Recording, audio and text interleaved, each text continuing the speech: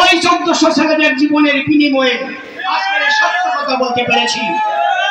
আমরাও নির্বাচন চাই, আমরা সংস্কার চাই, আমরা বিচার চাই। আগে এই 1400 ছেলের জীবনের বিনিময়ে বিচার ব্যবস্থা আমরা দৃশ্যমান না হওয়া পর্যন্ত নির্বাচনের দিকে এগিয়ে যাব না।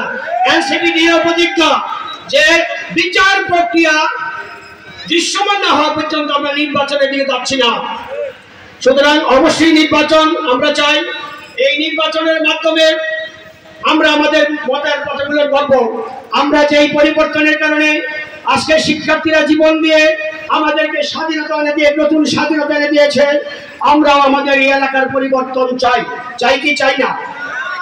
সুতরাং আমরা দেখব এই জুলাই আগস্টের বিপ্লবের অগ্রণী ভূমিকা যাদের ছিল,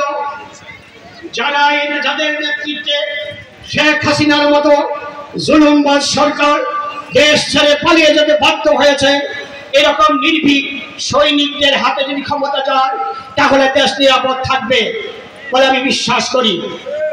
আপনারা এতটুকু মনে রাখবেন যে যদি সৎ চরিত্রবান সাহসী নেতার হাতে ক্ষমতা হস্তান্তর করা না যায় তাহলে যেই পরিবর্তনের জন্য শিক্ষার্থীরা জীবন দিয়েছিল সেই জীবন দেওয়া বৃথা হয়ে যাবে।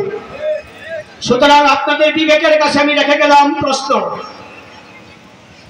তাদের এই আত্মত্যাগকে যদি সম্মান করতে চান, তাদের এই আত্মত্যাগকে যদি মূল্যায়ন করতে চান তাহলে 500 টাকা 100 টাকা 200 টাকার বিনিময়ে ভোট বিক্রি করবেন না। আমার আপনাদের কাছে আমার বিনীত অনুরোধ, আপনাদের বিবেককে জাগ্রত করুন। আমি হাসনাত আব্দুল্লাহকে বলবো না, আপনাদের চোখে যেই লোক সৎ নিষ্ঠাবান জনগণের কাছাকাছি এসে আপনাদের খেদমত করতে সক্ষম, আপনাদের সুখ দুঃখ বুঝবে, আপনারা বিনা বাধায় তার সাথে কথা বলতে পারবেন, এমন লোককে আপনারা নির্বাচিত করবেন, তবে টাকার বিনিময়ে না।